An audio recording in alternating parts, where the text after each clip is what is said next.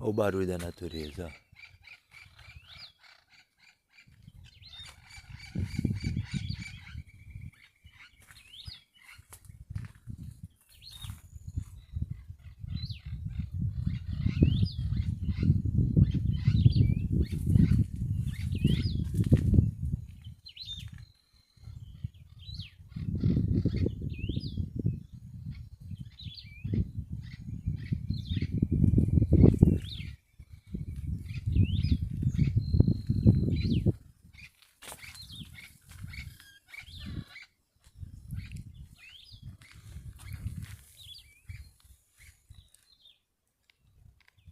Olha o milhinho, ó.